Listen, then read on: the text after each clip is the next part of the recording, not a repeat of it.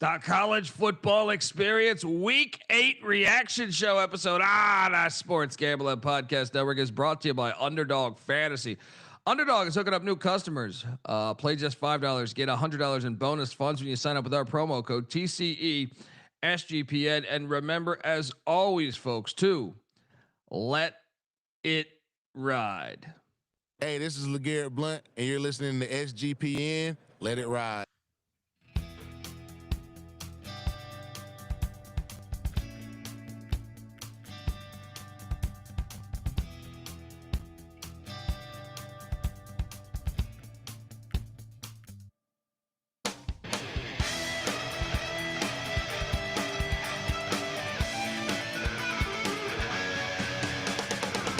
Yes, yes, yes. Woo! Welcome to the College Football Experience.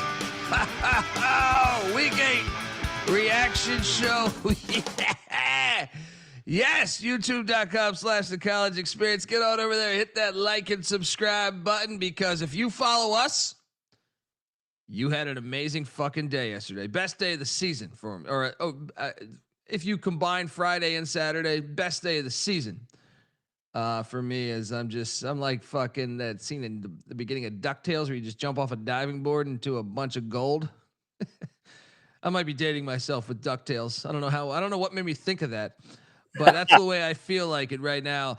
Haven't had a thought about DuckTales in about 30 years, but it just came to me right now.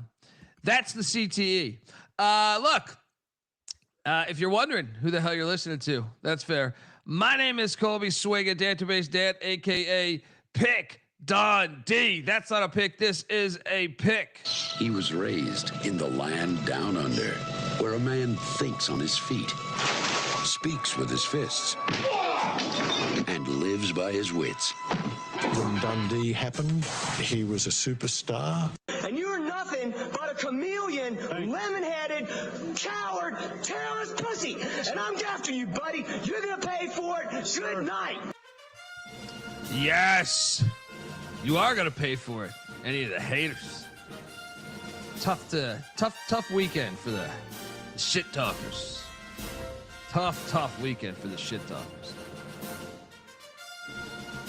I am joined by my co-host. He is also the host of the College Basketball Experience. Season starts, 15 days. I'm tap dancing over here. Give it up for former staffer at Austin Peay with the Governor of South Carolina with the Gamecocks in West Virginia with the Mountaineers, Ryan McIntyre, a.k.a. Moneyline Mac. What's up, man? What's up, man? Yes, what a day in college football. That wild games. Shout out Stanford. All right, I'm going to try to go chronologically here because I feel like it's cool if we can address by some of the slides here. But out the gate, Thursday. So I've been on fire since Thursday, on absolute fire, because I told you, you filthy cowards. I told you, filthy cowards, that these Tulsa Golden Hurricane are going to cover against my Pirates, but my Pirates will win like they always will. So first,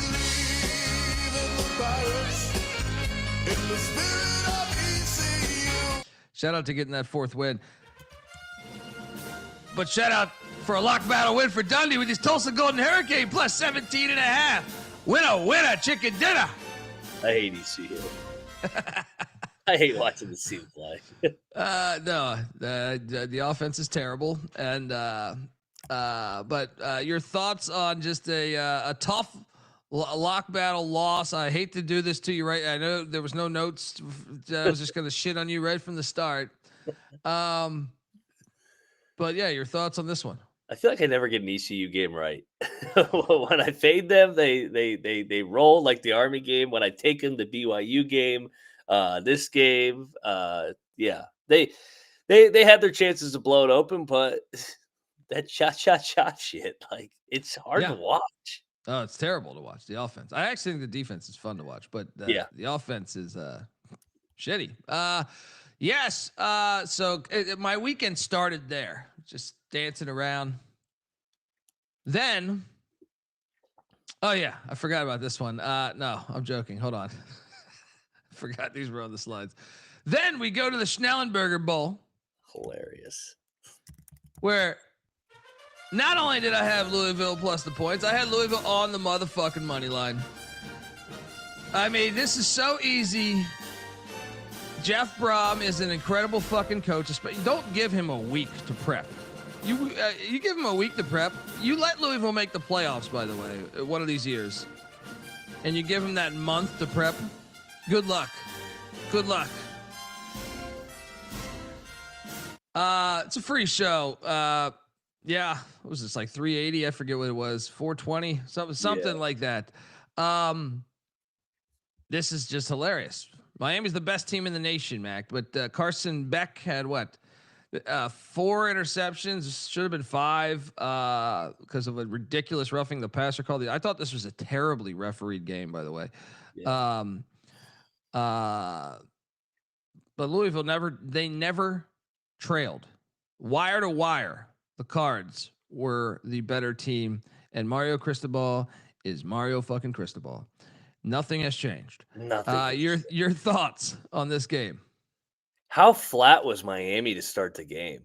I mean, just ridiculous how much more pop Louisville had in their step. I mean, Louisville kicked their ass. I know it ended up being a 3-point game in the end, but Isaac Brown goes for 7.5 yards a carry. They just hit him right in the mouth, and it was 14-0 in the blink of an eye. And those referees, they tried to get Miami back into that game with that. They were terrible. Ball. They were terrible refs the entire the whole game. Yeah. Terrible announcing. Both were just absolutely terrible. I'm a little concerned about the product in that regard. But how about Miami, the best offensive line in the nation? Some would say. Not me ever. 63 rushing yards. 63 rushing yards. 2.8 yards a carry. And how bad was Carson Beck? Ugh. Yeah. 4 interceptions. It should, and the 5th that it got overturned because of the nonsense roughing the passer. Yes. So I mean, Mac. I'm curious: is Miami going to win the ACC? Because now you look at this. We got to get to a lot of other ACC outcomes. I don't even know if they're going to play in the ACC championship. No, they still got that back-to-back road trip at the end of the year. They still have to go to SMU. SMU has yet to lose an ACC game in 1.5 years. Yeah. No, they're not going to get there. They're going to drop another one because Cristobal's Cristobal, and he'll find a way to fuck it up like he always does. Yeah, regular season by the way, for SMU, not postseason. And Jeff Brohm, shout out to Louisville. I mean, this weekend was incredible because then I took the money line, and I also took the money line. And this game was fire, by the way. Shout out to Kentucky State, the walk-off field goal. I took the money line right here. We took the money line on the Minnesota Golden Gophers. I took the points, took the money line. I mean, this was just a fire fucking weekend, dude. As they dominate Nebraska 24-6. I mean, Nebraska had 213 total yards of offense, 36 yards on the ground. Also cashed the Darius Taylor higher prop with Miller Moss that I gave out on this show on 1.5 passing touchdowns. He threw 2, and then Darius Taylor had over 60 rushing yards after the first quarter. So, buddy, Matt Rule to Penn State. You guys sure? This is the guy you want? But your thoughts on this one? You can tell he was a little distracted this week because his team came out completely flat, and they got hit in the mouth too, just like Miami. Taylor went for almost 150. 6 yards a carry. So, yeah, I mean, Nebraska's been overrated all year. I know that they had the number next to their name, but this team is not that good. I don't think they're very good at all. They should have lost Cincinnati. They lost to Michigan, the only game that they really else played. They'll go 7-5 because their schedule is very weak. Yeah.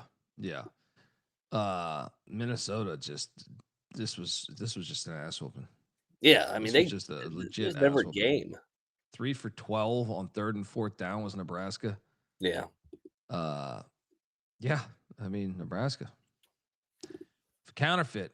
I thought it was worth, and look, this is where one I will say back in June or something, I was saying, yeah, I did sprinkle Nebraska to make the playoffs. Just because the schedule was so nice. It's not that I really believed the team was good. Yeah. I just thought that the schedule aligned for a potential run. Yeah, they're not good. No, not at all. But we had a fire day, and then this game, by the way, shout out to Whitewater for a dominating performance against Stout.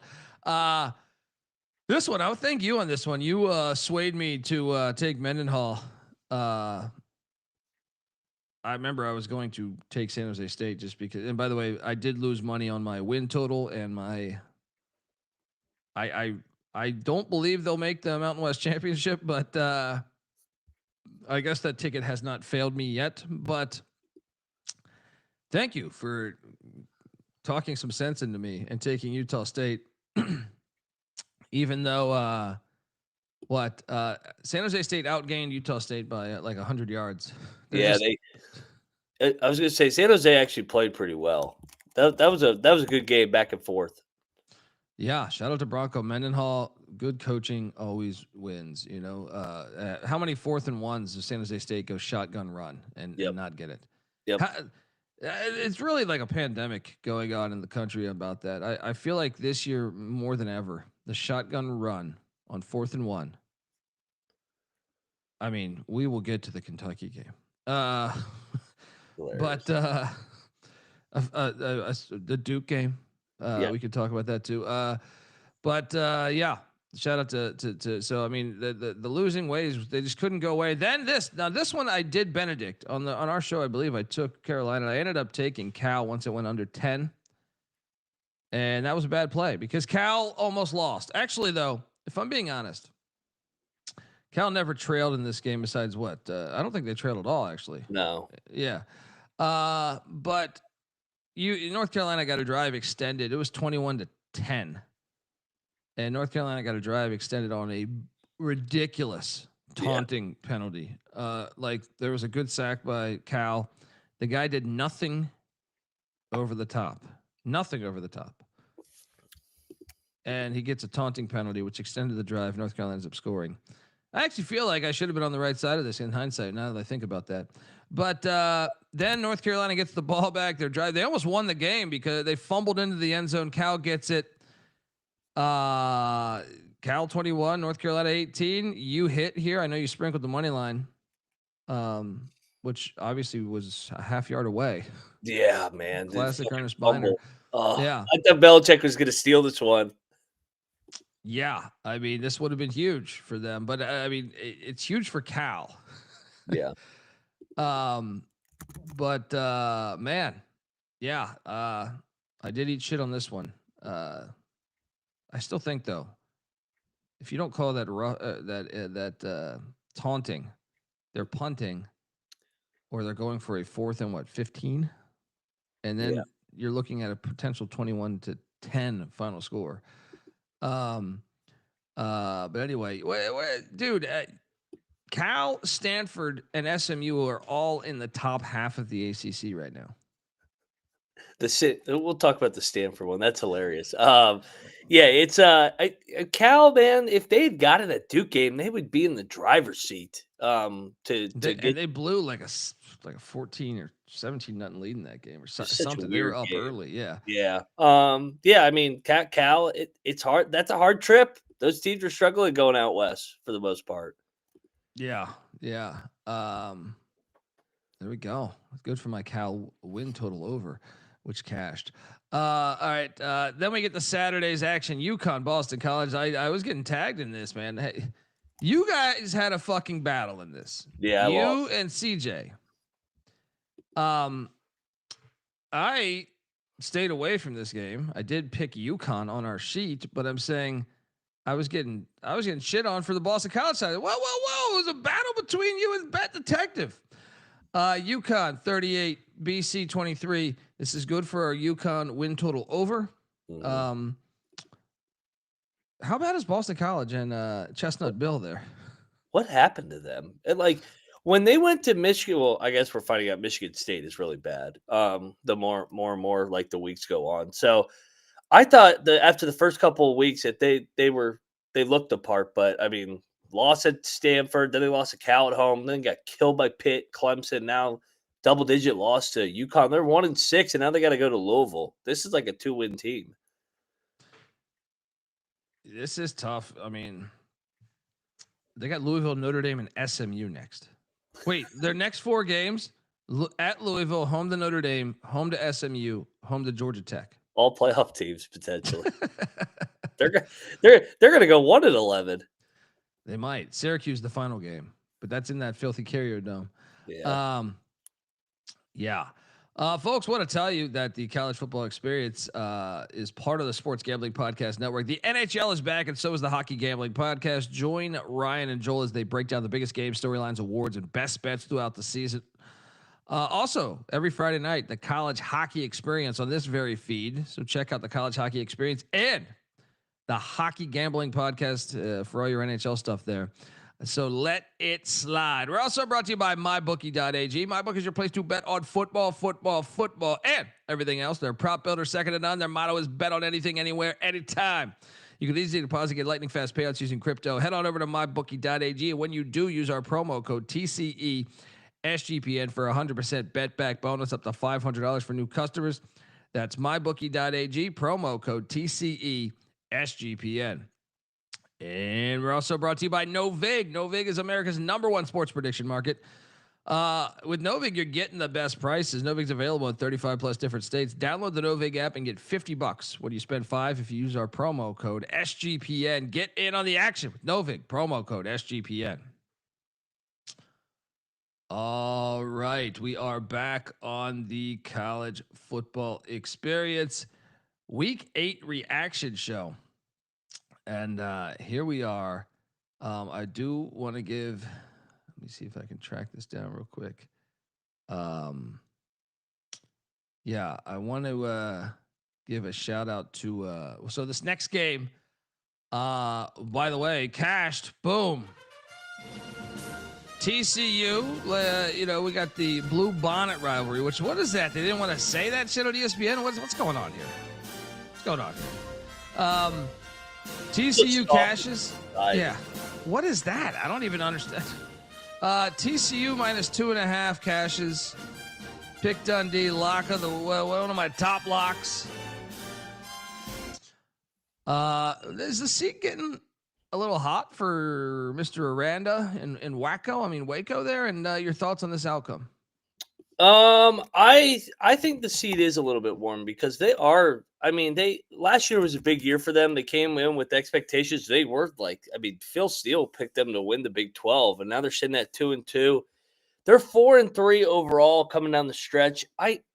If he goes 7-5, I think he's safe. But if he throws out a 6-6 with all that returning production coming back off an 8-win season, it could be like what Neil Brown did. Save his job, but then the next year he ends up getting fired. Yeah. Easy cash. This is double lock, I think, for me. Yeah. This is a fake lightning delay. I mean, I didn't even get to see the end of this game because I got several DMs from people at games. Oh, with fake lightning, by the way. It's so fake. You have a better chance of getting hit by a car, aka me, than you do getting struck by lightning. I got several DMs. I think 4 or 5 DMs on people from different games saying we have a fake delay. So it's still going on. Glad to see. Glad to see this is and USC Notre Dame just plays in the rain. Thank you. Yeah, we cashed on this one. Then we had this one, which I'll shout out to Dane Irvin in the chat, or that has been in the chat before. I met up with him at the game. Iowa Hawkeyes fan at the game, just loves college football, showing up to Wallace Wade Stadium with his son, breaking him in. You guys had this in your contest, I believe. I took Georgia Tech, didn't bet this game. I was at this game. I meant to bet this game, by the way, just because I was going to it. But as I got to my seats right before things kicked, right as things kicked. So, Georgia Tech, this was in my opinion, someone that was at the game and watched the whole game. I came away with Duke being a much better team, but Duke is Duke. All 3 of Duke's losses, they're going to look back at this, by the way. Yeah. Duke is reckless with their ball control. As far as everything else, you can go back to the Illinois game. You can go back to the Tulane game and this Georgia Tech one. All three of their losses. Duke can't get out of their own way. Mm-hmm. Duke dominated the first 2.5 quarters of this game. Like it should have been 21-0. Yep. And at what they had a 10-7 lead at one point. But Georgia Tech was up 7-0 or 7-0 a lot of that. I mean, if you're a Duke fan, you want to vomit because like this one, I mean, anyone watching the game, I felt like at the game, at least we were surrounded by like Duke was the one team moving the ball. Georgia Tech's offense was doing nothing for till the fourth quarter. Georgia Tech's offense really like kind of got it going in the fourth quarter. But that's kind of what my handicap was on this was like, I just think Tech down the line would make better plays because they seem to have this DNA as a team. Georgia Tech does that. Like in the right moments, they'll make the play. The fumble, the 99-yard return. That's a killer. That's a 14-point swing right there. Yeah. Yeah. All the Georgia Tech fans were coming for me on this pick. Duke outgained them, like you said, dominated 2.5 quarters. But they just like the Illinois game at their place, they can't get out of their own damn way with these turnovers. They can move the ball on anybody. How about the field goal where the guy just drops the fucking ball? Oh my god! They had I really think they're going to look back at this season. They're probably going to end up like 7-5 or something, and they'll probably upset some good team or two because they have a good team. Like they have a good roster. They're going to look back at this, and every one of these, like the Illinois game was a lot of self-inflicted wounds. Tulane, similar, and this one, you'd be hard pressed to find someone that watched this game that actually thought Georgia Tech was the better team. Like, I mean, I'll give Georgia Tech this credit. In the fourth quarter, Georgia Tech dominated the fourth quarter. Yeah. But the 3 quarters before that, I would say Duke absolutely dominated the football game, but yet was losing 90% of it. That's rare to find in the sport. Yep. Yeah. Georgia Tech and BYU, we'll talk about BYU. They have like this it factor where they can just be dominated, but then they'll hang around and they'll somehow steal the game late. Those two teams over the last couple of years come to mind where, like you said, they just have it. And Georgia Tech's in the driver's seat, man. Yeah. They're what, 4-0, and they got 4 games remaining against the bottom half of the ACC. I mean, Pitt is the only one that's somewhat decent. I mean, Syracuse, NC State, and Boston College, they should not go worse than 3-1. They should go 4-0, to be honest. And they should be playing in Charlotte for the ACC title game. Yeah. Shout out to Band Neutral Site Games. Duke outgained them. Yeah, that's what happens when you have a 99-yard drive when a scoop and score. But look, man, you're right, Band Neutral Site Games. But I will also say this, man. We were watching the game, and they have the stats on the because I think Georgia Tech dressed up the yardage. Like I know when you have a 99-yard return, it's gonna be out of whack. But I'm saying Georgia Tech's offense for 3 quarters really did nothing, did absolutely nothing. I'm sure you caught the game. I would say late third quarter is when they started to show some. They finally started like moving the ball at the line of scrimmage, like late third quarter. But for them, it was just incredible that they were winning when Duke was continuously putting together drives and resulting in 0 points. So, but yes, you are right. Yeah, that one hurt there. This next one, you want to talk about the luckiest win? This is the luckiest win. But Army did cover for me with the 9.5. Dude, Tulane fake. I like. Did you see the game-winning touchdown here? Off like the deflection. I mean, Army had a 17. Army was actually winning this game. What? Longer than Tulane was. So they had a 7-point lead with like 4 minutes left, and they lost in regulation. Dude, they had a 7-point lead with 1 minute and 55 seconds left. Tulane? Tulane scored 2 touchdowns in 1 minute and 55 seconds. Oh, Army.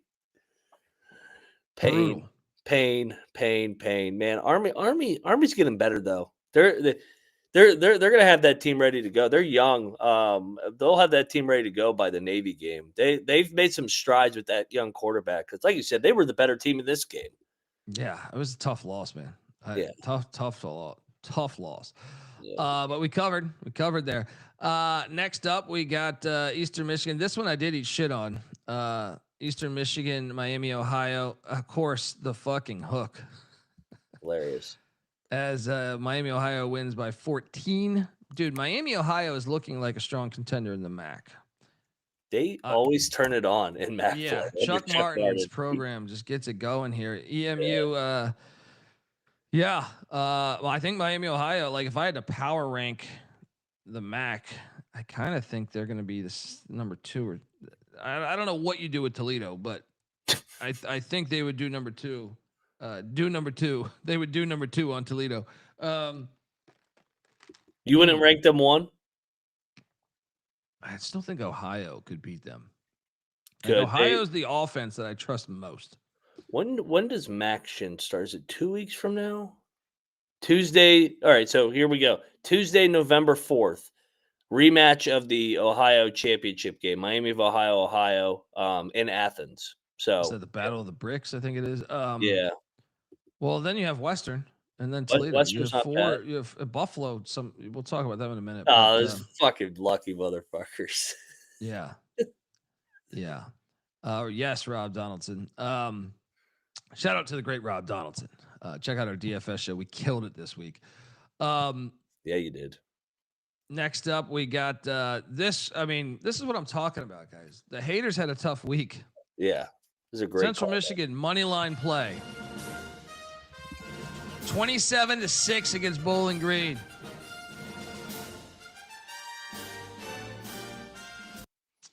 Dominant performance. Central Michigan's going to get to a bowl this year. Matt Drinkle's he's had those guys, I think, playing better ball.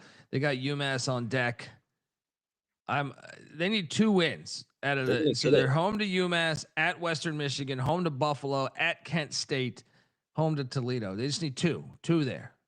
UMass and Kent State would probably be the ones you would assume, but Kent State, who knows? Well, and I think that they're going to play even better in the month of November because it's a first-year head coach, and that's usually when they even start taking more of his identity. That was a huge win for them trying to get to a bowl game.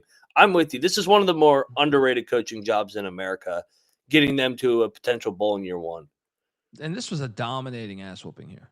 Mm-hmm. This is why, I mean, we're a free show, but this is why you should hit that like and subscribe button. Good plug. I mean, I'll make some other points with that in a little bit here, but next up, Washington, Michigan. I didn't bet this game, but I took the 6.5 with Washington. That was a bad play as Damon Williams had like 100 interceptions. Michigan needed this.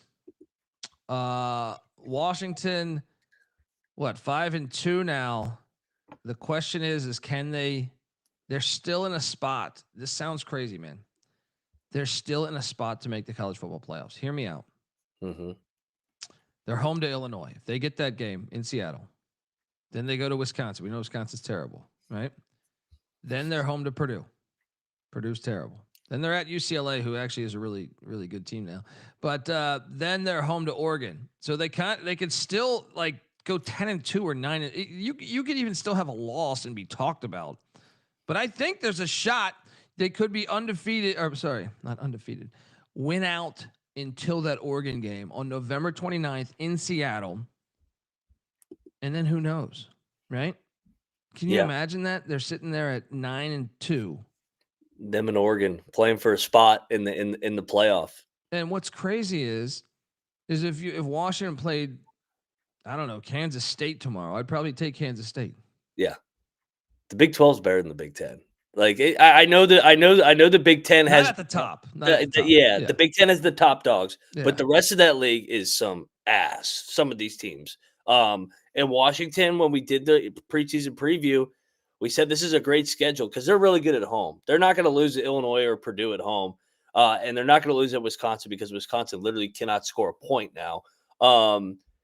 At UCLA is tricky. UCLA is tricky. UCLA is the one where looking ahead to Oregon, could they spoil the year? what's Michigan got to do to make the playoffs? So they're sitting here at 5-2. Beat Ohio State and make sure you don't have a hiccup next week, even though we know Michigan State's trash right now. Yeah.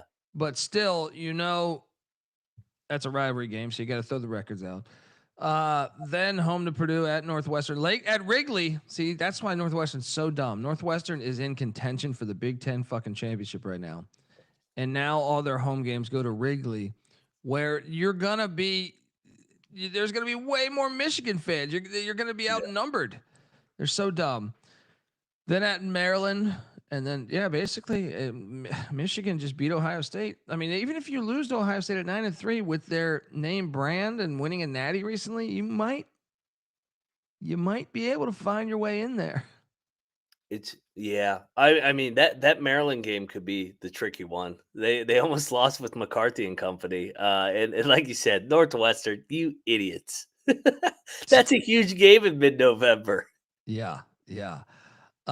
Next up we got Oh yeah, here he is. Playoffs. Yes, I made you money. Oh, the win total over. Cashed. Oh, what did we take? I told you Brian Kelly was going to get pissed on. Cash. And I got news for you folks. I think Vanderbilt's a top 5 team in America. They're good. They're a very good football team. They're complete. They don't beat themselves. And as me and NC Nick were talking at the Duke game yesterday, there's not a lot of good quarterback play. Even some of the best quarterbacks, like Darian Mensah or something, make a lot of turnovers. Guess who doesn't?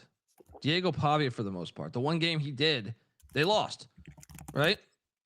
He doesn't turn the ball over much. This team is legit. They're, in my opinion, they're a national championship contender. And this was an easy play. They dominated this game despite it being a 7-point game. They still they were the better team. I think I had to watch this last night. But because I was at the Duke game, but didn't shock me one bit, man. Didn't shock me one bit. And I will quote, Brian Kelly is 11-11 away from Tiger Stadium as a head coach of LSU. 11-11. That seat's about to get warm. What are they now? 5-2. They got to play A&M. Then they got to play at Alabama and got to go to Oklahoma still. If he misses the playoffs, they're going to fire him. There's no way. His buyout is a lot, but yeah. Yeah, well, so is Penn State's and so is Florida State's, and it looks like Norvell's going to get the can today, it sounds like. These programs don't mess around anymore. Yeah. But back to the important team, LSU is counterfeit to your point. They've been bad all year offensively. I don't know what happened with them. I know Nussmeier's banged up, but I'm with you. Vanderbilt's a national championship contender. I don't think that's an overreaction. That Alabama game got dressed up late. They were in that game and Pavia didn't even play. I would argue that Vanderbilt played much better than Alabama the first half. Yeah. The second half, Alabama played better. Pavia had some critical mistakes in that game, in the red zone. So, I think they're a legit contender. They are hosting Missouri next week. I fully expect Vanderbilt to beat Missouri. Absolutely. Yeah, look at the remaining schedule. Hosting Missouri, then at Texas, which I think is very, very winnable. Yeah. Home to Auburn, which that game, I mean, look, Auburn's a fucking mess, but I still feel like the roster's not bad. So it's like that game's tricky. Pavia owns Freeze, though. That's true. Well, I don't know that Freeze will be there. But then home to Kentucky, then at Tennessee. So you still got some battles. But, Is the Tennessee Vanderbilt game going to be a playing game? Potentially. That's great for the sport. Yeah, like we're talking Oregon, Washington potential play in the final week. Vanderbilt, Tennessee. There's a lot of going to be two lost teams trying to battle it out to get into that playoff. Yeah. I mean, the sport is thriving despite the refs and some of the rules and some of the announcers that we have. I feel like the sport is thriving based off of just you don't know first off, there was over like 41 score games this past week. It's kicking ass right now. It's better than, as far as that, there's certain things that bother me about the state of football. Like I do believe we're seeing the worst actual the sport is at its worst as far as like the rules and stuff. There's so much unknown calls and just like, what are we doing? But at the same time, the sport has never been better as far as game in, game out. You're seeing everybody's got a chance. Everybody's got a chance. I have your dream national championship. Vanderbilt, Indiana. Signetti versus Pavia in the Ric Flair versus Ric Flair. This sounds incredible. If you had said Vanderbilt and Indiana in a national championship 3 years ago, I would have said, "All right, well, give me some of those drugs you're on." What the? Well, fuck? that's what's great, and that's what's that. Seeing that this is like pure evidence you can tell of the teams that were all cheating before. Yeah, because this is the way the sport should have looked. When anybody could just buy players. Yeah, this is the way the sport should have looked when it was really like 16 teams paying the shit out of everybody before. Shout out to those Doors, part of our great weekend. Loaded up on them. Next, Arizona, Houston. I stayed away from this game because we thought it smelled. We still reluctantly took Houston. But man, me and NC Nick were talking about this one because Houston was up, I feel like 28-14. Arizona rallies in the fourth, ties the game up. But Houston manages to, go there, go down, get a field goal to win the game. And Mac, I have not only did I cash my Houston over 5.5, which I think you had as well. Yep. They control their own destiny, and guess what? I have a ticket for them to. All they have to do is make the Big 12 championship. Make the Big 12 championship, and they're 6-1 right now, with their one loss being to Texas Tech. The remaining schedule. Now, this is a huge one this Saturday. Huge. But what I love about it is we saw Arizona State just storm the field. They have to go to Tempe. After that, they are home to West Virginia, at UCF, which might be a little harder than we thought, home to TCU, and at Baylor. It's still tough, but you could probably lose a game or two and still be in the mix. Your thoughts on Houston, Willie Fritz, and don't look now, guys. They have a freshman quarterback coming in next year that, if you watch the tapes, pretty special. Your thoughts on these Houston Cougars and Arizona? I still think probably going to get to a bowl, but man, if you're an Arizona fan, you got to be disgusted with the past 2 weeks because you could easily be 6-1 right now. Yeah, and if they were 6-1, they'd be right in the thick of things. So yeah, Brennan, he's not going to get fired if they miss a bowl, but it would be nice for him and the fan base to get back to a bowl game after last year's disappointment. But yeah, Willie Fritz, year 2, already bowling, right in the thick of things. That Arizona State game is a huge game for the Big 12 race. And you're right. You can lose another one because everybody in the Big 12 just beats up on each other outside of my Mountaineers and the Cowboys. Next up, we got, I went in on this one too. All right. South Carolina's terrible. Like they suck. So look, there's a silver lining in this though, as I do have the under on South Carolina win total, which is one game away from cashing. But I did take South Carolina in the points yesterday. This was a bad play because they had only 224 yards of offense. I still don't even know how good Oklahoma is because I don't think South Carolina's got a great defense. Mm-hmm. And Oklahoma only had 319 yards of offense. But at the same time, it's on the road, and they did dominate this game, and they probably called it a little more conservatively in the second half.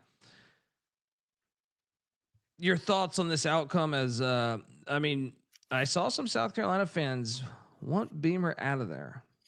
Maybe the Virginia Tech thing will happen. And this was one of the ones that we got a lot of pushback on when we locked up the under with the Gamecocks. They're not going to a bowl game. They're 3-4. Their next 3 games are Alabama, loss, at Ole Miss, loss, at A&M, loss. That's 3-7 already. And then they got to play Clemson at the end of the year. This could be a 4-8 year for Beamer. Yeah. I'm gonna have to go back to our preseason episode we did where all these people are shitting on us. Yeah, they were like, "You guys are crazy." I was like, "Have you seen the schedule?" In fairness to them, they did get jobbed on the schedule. They drew Vanderbilt, at Missouri, at LSU, Oklahoma, Alabama, Ole Miss, and A&M. They didn't get any of the bottom teams in this league. Let's talk about Oklahoma though. Shout out to that win, but you only score, or you only had that much yards of offense. That That your next games are home to Ole Miss, at Tennessee, at Bama, home to Missouri, home to LSU. I'll tell you this: if you're only putting up that many yards in all those games, you're going to go 0-5. The remaining number of the schedules, you like maybe 1-4. You gotta have more offense. You gotta have more offense going up against those teams. But hey, you got out of there with the win on the road.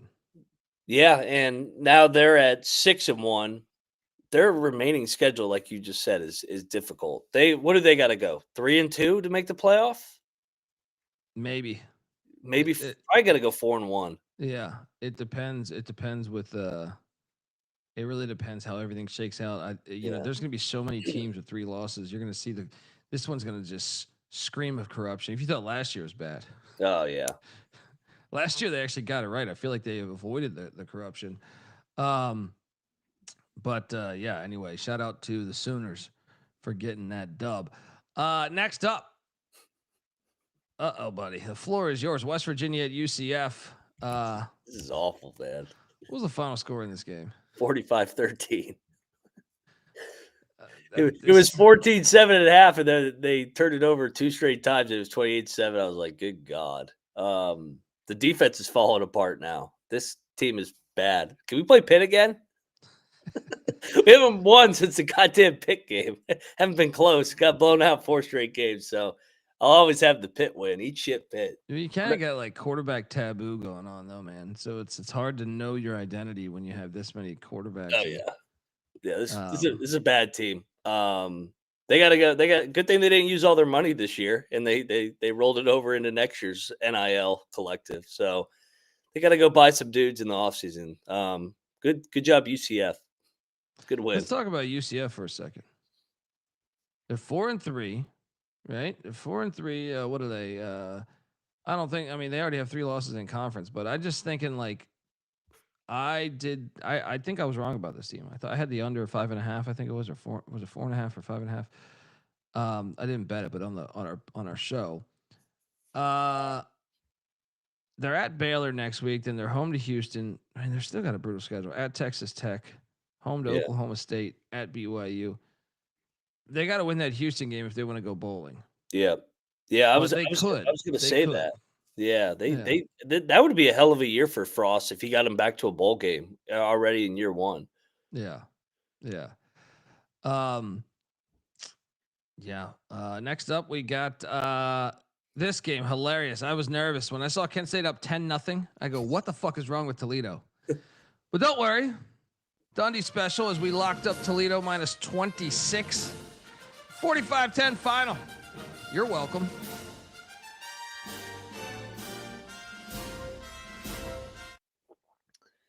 Your thoughts? Toledo's a weird team. Hey, I just think that they're counterfeit. They have all this talent and they're just so inconsistent. And I was talking about Candle getting a job in the offseason. They're too inconsistent for my liking, man. I think he's a good coach, but they should consistently be drilling teams. I know they opened it up, but I thought they would come out with more pop off a loss. But good win though. Yeah. This next game, you cashed on. I can't believe they lost. Moneyline Matt cashes with UMass. Did you see UMass's Twitter handles by chance? No. Did you see them celebrating? Someone who was in charge of their Twitter celebrated the win early. So UMass, this game, there's so much to talk about this game, the flagship cup. So UMass was winning. What was the score at the time? 21-20, was it? 21-20. Yeah. With, I don't know, like a minute left. The interception. They get an interception against Buffalo. And whoever handles their account's a moron. They did not realize Buffalo had 3 timeouts. So UMass gets the interception. It looks like the game is over. And then I'm reading the comments on their Twitter right now. Oh, it's fucking hilarious. Then UMass has to punt, and then Buffalo scores in the final seconds of the game to get the dub. Huge win for Buffalo to keep their MAC championship aspirations alive. They are 3-0 in the MAC.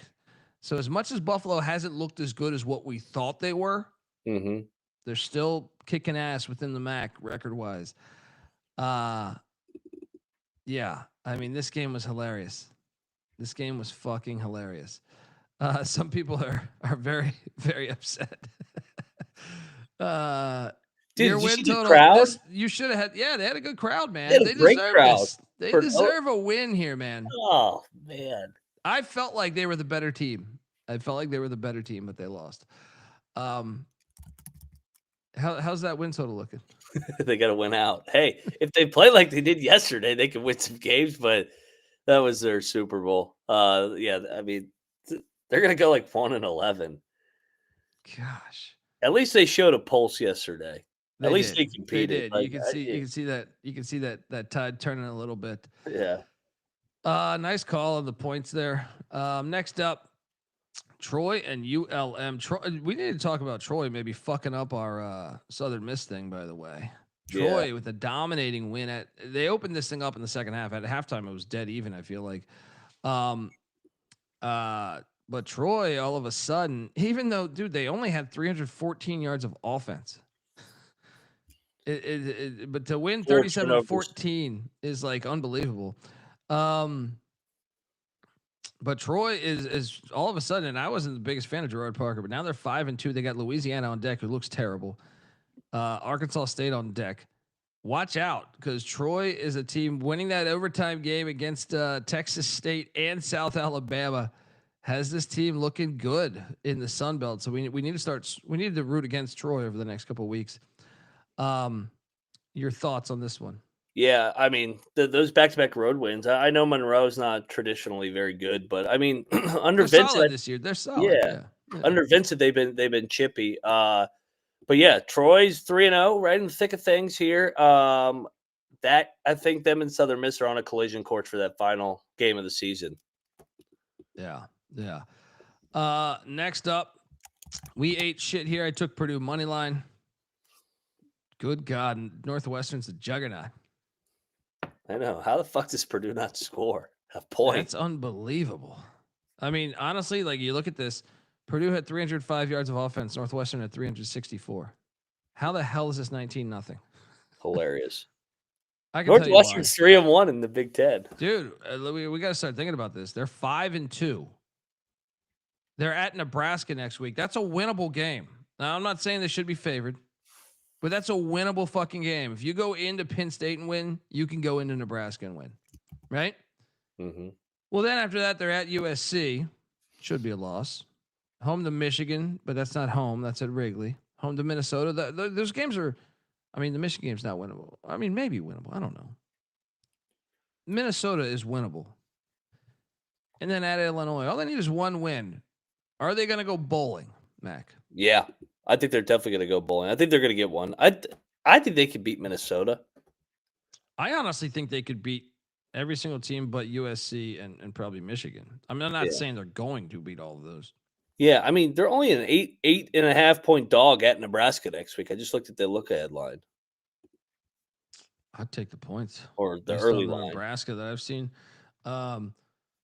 Yeah, shout out to Northwestern. Unbelievable. Let's go. Next up, Northern Illinois and Ohio.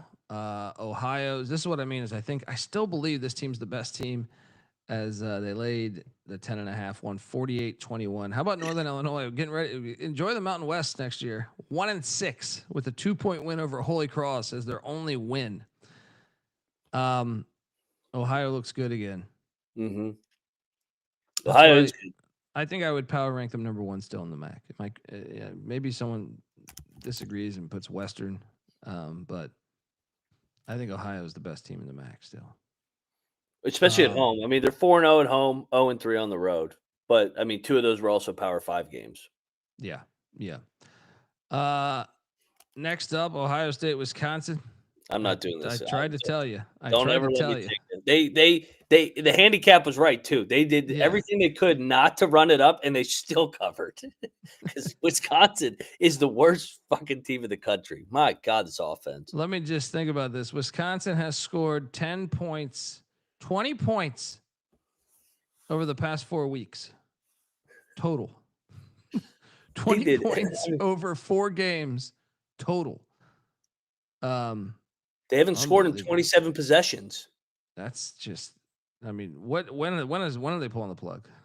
They're gonna give them the end of the year. I mean, they better not try and milk this backup quarterback thing, because it's like, was Billy Edwards really gonna lead you to an 8-4 year? No, Billy Edwards wasn't that good when he was playing. No. Just an ass whooping. Ohio State continues to look good, but I mean, we know Ohio State's good. I just wish they played better competition. Who's the best team they played? Minnesota, right? Or Washington? Yeah. I mean, somebody was asking, they said, is Ohio State the best team in the country? I said, probably, but they haven't played anybody. I wish, you're probably right, because you look and they have beast everywhere. But I just wish that we had a better. I just wish they played some teams with just a better offense. I mean, I know Texas is a big name, but Texas isn't very good. Texas sucks. I watched that game. We'll get to them. Yeah. They are a bad football team, in my opinion. They're not for a Power 5 team. I think against anybody, I would not feel very confident in Texas beating. We'll talk about it in a second. But shout out to the Buckeyes. They look phenomenal still. They're dominating performance. Then, part of my amazing weekend. It looked bleak at times, but Georgia -7.5. Boom. How the fuck did they cover this game? This is a lock battle, right? Against Bet Detective? Yeah, I had Georgia. I had Georgia with you. I thought we got lucky on this one. We did get lucky on this one. -7.5, no problem. How the fuck did we cover this game? I felt like every time I watched. Yeah. But then you look at the box score and you see why. Georgia 510 yards of offense. How did Ole Miss only have 351 yards of offense? I feel like when I was watching the game that they had 500 yards of offense, but they only had 351 according to this stat sheet that I'm looking at right now. Georgia's making the playoffs. Yeah. But they could be a first round exit. They got some calls last week that benefited them, but to their credit, man, their culture, they find ways to grind games out under Kirby. They got Florida at Mississippi State, then they have Texas and Charlotte at home, and at Georgia Tech. They're not going to lose more than one game. It's not even at Georgia Tech. That's So they have one true road game left at Mississippi State, because the cocktail party is a neutral as well. They'll go 10-2 at worst, and then I'm with you. I walked away. I think Ole Miss is pretty good. I said, they're explosive offensively. I'm with you. I'm kind of surprised they only had 350 yards of offense, because it felt like every other play was an explosive play for that team. Yeah, shout out to Parlay P giving us $20. Sanford Stadium was rocking in the fourth. Hell yeah. Here's the problem with Ole Miss. They're going to lose next week at Oklahoma. It's going to come down the Egg Bowl. I can't wait. That's perfect. That's just perfect. Lane, a pressure game on Black Friday for Lane. All he's got to do is beat Mississippi State. That's so perfect. I guarantee you. Did you see what Lane posted yesterday morning? No. He posted a picture of him shirtless with 2 chicks at the yoga place that he was at Saturday morning at the game day. He goes, "Thank you for the yoga session, ladies." He's getting ready to play Georgia, and he's over there just posting fucking shirtless photos. I love this guy. He's hilarious. He's divorced, right? More power to him, right? Oh, yeah. He's living it. Good for him. Next up, we cashed on Georgia. Bet Detective, what up, buddy? Lock battle win. Lock battle win here. I tried to tell you fucking bozos. That's another lock battle win. Didn't you guys both go with ODU? Yeah, ODU. It was a good run. They got fucking whacked in that second half. I came to play in these battles, man. 63-27. I felt like Chesney was ready for this one, man. I just felt like they had 311 yards rushing. And to me, that makes them, even though I know we have Southern Miss, JMU has the best line of scrimmage in the Sun Belt, I think, without question. Yeah. I mean, they 35-0 at second half. It was a 1-point game at halftime, and JMU just bullied them at the line of scrimmage. 12 of 16 on third downs. That's kicking ass right there.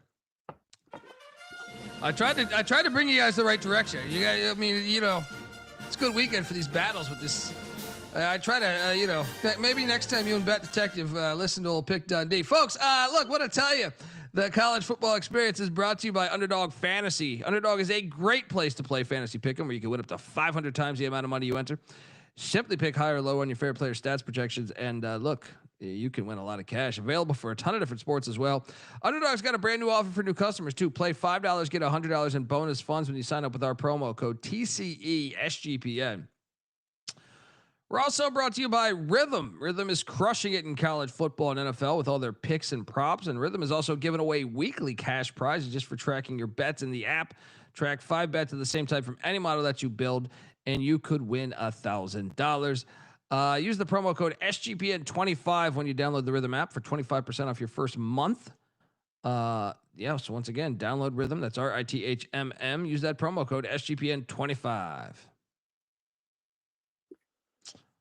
All right, we are back. And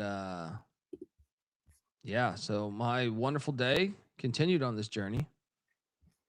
Our wonderful day continued because, hey, UNLV fans, we took some flack in the chat the other day too. I remember that shit. Boy, welcome to the Smurf turf, you fucking phony ass fucking team. 56-31. Boise destroys UNLV. This bullshit out of here. Get this bullshit out of here. UNLV still did have 476 yards of offense, though. Yeah. But Boise had almost 600. The UNLV's defense is fucking terrible. Your thoughts as we nailed this one out the park? Yeah, I mean, it wouldn't shock me if UNLV lost 4 out of their last 5. I mean, Dan Mullen's over there tweeting that I'm not going anywhere. I'm not interested in this job, that job, that job. Boise just hit him in the mouth. Boise was a more prepared team. And finally, there was no voodoo for UNLV. I mean, if you're giving up 48 points to Air Force and 38 to Miami of Ohio and 30 plus to Idaho State, you knew the dam was going to break eventually, and Boise finally knocked it down. Yeah. Easy play there. One of the easiest of the weekend. Should have put that in the contest. I'd kick myself for not putting that one in. Yeah. So my fire week continued right there with Boise getting it done. And then UTSA North Texas. Now this one was holy shit, North Texas. I thought UTSA was kind of a good play here. Glad I didn't bet it, but North Texas 55, UTSA 17. Good Lord. UTSA has been a complete disappointment. Yeah. They're going to struggle to get to a bowl. Let me tell you the remaining UTSA schedule. They are home to Tulane on Thursday. In 2 weeks, 2 Thursdays, right? Winnable, though. That is winnable because Tulane has fucking looked a little iffy the past 2 weeks, right? Then at South Florida, then at Charlotte, then home to ECU, home to Army. How many of these games are they winning? Well, they need 3. That's what I'm saying. So they basically got to Charlotte, ECU, Army. They need to win all 3 of those. I don't know that they're going to, though, dude. Well, and they may quit a little bit too. I mean, this is a disappointing year to say the least. Yeah, I thought they were. I took them to make the playoffs. that loss to Temple broke them. Yeah. That was a killer. You're right, man. Like this team, Trailer's not going to get that job either. He needed a big year. He did. He just needed 8-4. I think would have got him a gig, but no. Shout out to North Texas as they continue to roll on. Wyoming Air Force was quite the hilarious game. You thought the over was going to hit, and definitely did not. Air Force gets that win to go to 2-5. I feel like they're better than their record. They get Army. They get a bye week and then they get Army. And that's in Colorado Springs, I believe. That should be a fun one. Is it not at Mile High? Oh, is it Mile High this year? I don't remember. Yeah, they never play on home campuses anymore for that one. I don't know why. It sucks. They should play on home campuses. Yeah, I mean, shout out to Air Force. I don't know why. This is kind of exactly the game I expected. I mean, maybe a touchdown more for each team, but I expected like a 3-point game. These games are the home team always wins these fucking games. Mm-hmm. Next up we got SMU Clemson. So I bet Clemson last Sunday, and it sucked because Klubnik. Yeah, he didn't play, but SMU goes in there and wins 35-14. And I do think we should start talking about SMU again because they are undefeated in conference. And Mac, they are at Wake Forest next week. Now, Wake's been good. Wake's got 4 wins. They've been a little bit better than people think. But when you look at this remaining schedule, I could see a path where they're back in the playoffs because look at this. At Wake, I think SMU's a better roster than Wake Forest. Now, could Wake Forest beat them? Sure. Then they are home to Miami. That's a winnable game. They are at Boston College in the JFK Bowl. Yeah. I would favor them to win that game, even though it's up there in Chestnut Hill. They're home to Louisville. Getting your 2 hardest opponents, Miami and Louisville, in Texas is gigantic. Then they are at Cal, which is a sneaky game. Watch that be the one that ruins their fucking season. But they can afford a loss, Mac. Yep. I think they're going to go to the ACC Championship. Again. Well, I think it's going to be a tiebreaker. I don't know how they're going to do this with Georgia Tech, Virginia, and SMU, but I just feel like I look at that remaining schedule. I could see them winning out. But I could also see them dropping. At worst, dropping 2, and that puts them in the potential spot. Yeah. I'm with you. Their schedule sets up nice. At Wake is a tricky one. Because Wake is off the bye week too. Wake has looked way better than we thought. Dickert's had them chippy. So the Wake and Cal road games are going to be tricky. But it's nice to get Louisville and Miami at home, where their fan base is raucous there for Dallas. So it'd be hilarious if they ran the table in the ACC and they went 0-2 against the 2 Big 12 teams in Texas, their rivals. We got to talk about it would be. We got to talk about Clemson. They're done. They're 3-4. They have Duke next week, and personally, I think Duke is better than them this year. But it is at Clemson. Duke's all over the place. You never know what Duke team you're going to get. Yeah, Duke is very capable of beating them. But I also feel like Duke, if they just turn the ball over a bunch of times, Clemson could beat them. But that's a losable game. Then they're home to Florida State. Then they're at Louisville. What is then they're home to Furman. In that rivalry game, and then they're at South Carolina. What is the final? I mean, I guess that's not that much meat on the bone. When you think about it, but I think they go 6-6. Geez, people thought they would win. How many publications had them as a national championship winner? I know. Well, they get a week off here, and I would imagine Klubnik will be back for the Duke game. Yeah. If Klubnik's back, they'll probably go 6-6 or 7-5. But if Klubnik is not back, then shit, they could even miss a bowl game. Shout out to AKA Badger. Appreciate this time for the reaction show. Better content when you guys aren't drunk, tired, and angry. Look, I love you, AKA Badger. I disagree with the angry part. I mean, the drunk part is fun too, but the tired actually that does suck because you miss points that you want to make. Team Bass Pack SMU plus 920 to make the playoffs. That is, I think we should. Is that what their ACC odds are? To make the playoffs? Because that's their only path. They're not going to be in that large. They already have 2 losses in the ACC. No, they don't have 2 losses in the ACC. They have 2 losses. No, in they the have 2 non-con. losses overall as an ACC team. They could still make it. Hear me out on this. What if they go 10-2? They're biased against the Big 12 and But if ACC. TCU, which I think has a shot to play for the Big 12 championship, what if TCU's in the Big 12 championship? Then one of your losses looks great, and the other one's Baylor, who probably going to win 6-7 games. It's not going to be terrible, but maybe you're right. Well, then the Big 12 needs to get some more teams in. If SMU runs the table and those are their 2 losses. I think it's just there's so much carnage in the sport right now that there's so much that it's possible. It's possible. Hilarious. How about this play? I went in on Temple. Temple is a good football team, and they should be 5-3. They're they should be 5-2. They're 4-3. 49-14 against Charlotte. They get it done, and let me tell you, this Temple team is good. And they are. Casey Keeler's going to have them coming. They're at Tulsa next, which is that sneaky road trip. They need to not be asleep for that. But after that, they're home to ECU. They're going to beat ECU. Watch. They're at Army. Tough game. I don't know. Yeah. Home to Tulane. Tulane, your season's going to end that day. And then at North Texas. Dude, if they had just got in the Navy game. They did beat Navy. That's on the refs.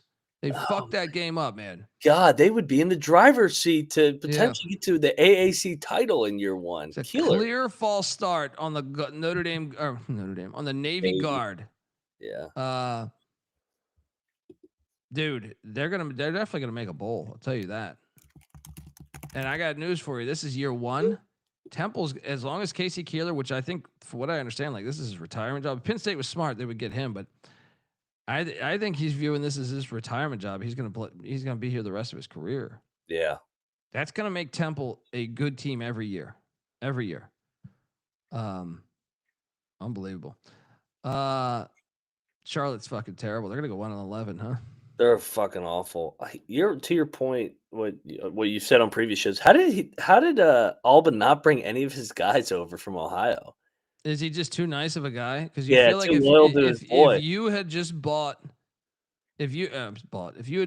Ohio's team to Charlotte, like Cignetti did with Indiana or so many other teams, North Texas with Sam Houston State's defense, Charlotte would be a bowl team. Yeah, they would be a bowl team. If Parker Navarro is the quarterback of this team and he brings over a lot of those guys, they'd be a bowl team.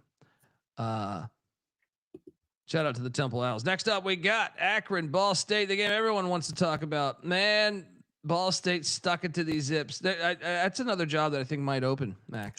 Yeah. I think Akron's going to open. And they're probably going to quit here the last 4 games because now they have nothing to play for. Yeah. Ball State 3-4, buddy. We're going to eat shit on this Ball State. I think wasn't it 3.5 the win total? Yeah, shit. They're gonna fucking hit the over, aren't they? These pricks. They're at Northern Illinois on Saturday. Then they're home to Kent State. They are gonna get this, dude. I think they're gonna get this. Well, they need to get it before those last 2 games. Although what I was saying about Toledo earlier, you never know what Toledo's going to show up, especially when they're favored. So yeah, damn it. Are they going to get to a bowl? They could with that schedule. They certainly could. They certainly could, man. Wouldn't that be a great story? With the exception of the people that shit on us all off season. Ball State. I mean, that would be one of the best coaching jobs by Yurmovich, man. Yeah, if he gets Ball State to a bowl. They don't even know how to pronounce his name. Fuck the name. I give you a compliment that he's doing a good job. Yeah. That's as far as I'll go. Next up, Michigan State. You convinced me to go in on Michigan State, and I still think it was the right side of things. Didn't they cover? They did cover, but I'm saying I thought for a second I actually thought the thing could be live. I thought so I mean I sprinkled a little bit there with Cignetti getting that money. Indiana. What they were down 10 was it 10-7? Mm-hmm. And I was like, oh boy, what do we got going here? No, Cignetti's just got this team in fuck you mode. Yeah. I thought that first half money line had a shot, but we hit the other 2 that we'll talk about here in a minute. I want Indiana to win the national championship.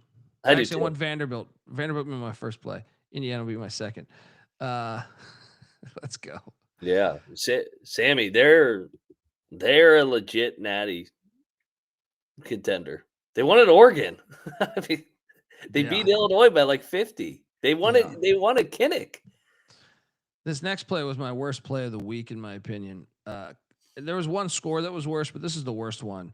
I locked up App State minus 10.5. I felt great about it. And really, after the first half, I felt great about it. Well, what has happened to App State recently? Dude, they've lost 4 in a row. For whatever reason, Coastal fucks with them. Yeah. If you look at this, I mean, this is kind of a remarkable box score. Well, first, they both had exactly the same amount of yards, but I mean, Coastal Carolina only threw for 118 yards. Yeah. They just, how bad is your run defense, man? Yeah, they ran for 246. Shocking. App's still going to get to a bowl. I still need one win to cash that over. And Tim Beck, is he going to survive this thing, dude? I was just about to say Tim Beck is going to survive this thing. He's going to get to a bowl.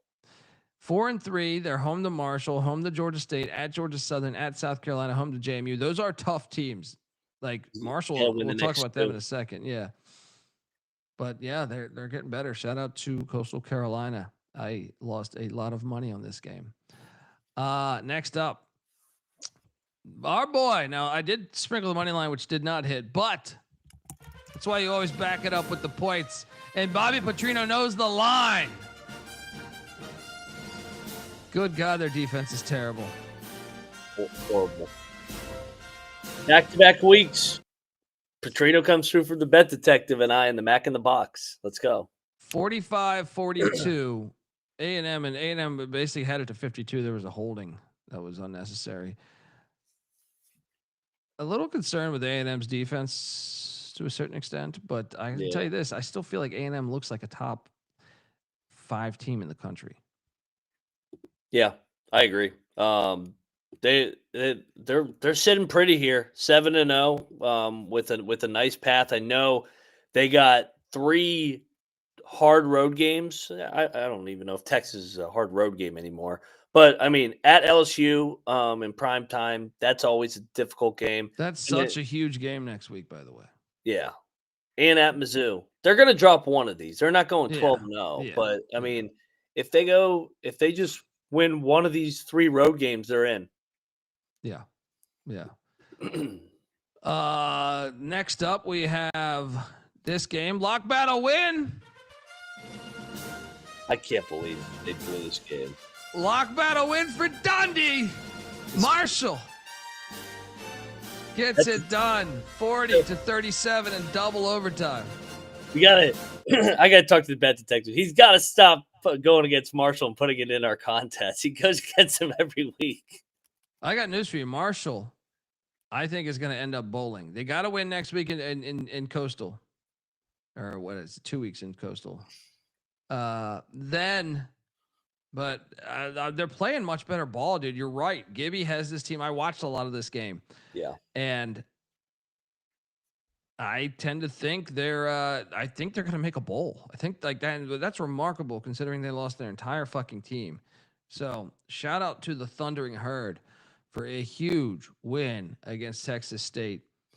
And I was killing these battles this week. Next up, Memphis UAB, probably our best play. I think this is our best play. It might be the best play of the year. Chris Mortenson's son was Alex Mortensen, interim head coach for Trent Dilfer. Battle of the Bones rivalry. Memphis laying 22.5. Of course, we locked up the points to cover ourselves, but we also have the first half money line. Fuck you, haters. We dominated this week. I was a blowtorch throughout the goddamn slate. I mean, how do you lose this game, Memphis? I knew, and Memphis was phony. I said they're the most phony when we were doing our like database top 25. I was like, Memphis is the one I just don't trust. Yeah. This is hilarious. Bad loss. That is such a bad loss. This is fucking hilarious, dude. That is such a bad. And we said on the database episode, Memphis has the best schedule, but we don't trust them. But we're saying the same shit about Tulane, so they're probably going to do the same thing as well. Yeah. Yeah. I mean, this is our best. This or the late night game was probably our best play, but we had a lot of very good plays. And next. Oh, did you think we're just going to give you some Coldplay? No! Arizona State money line. Fuck you. We both got this right. We won a battle against Bet Detective. And they It's stormed. a free fucking show. They did storm. Shout out to the great fans and Minnesota. They stormed too. Minnesota and Tempe. Shout out for storming the field.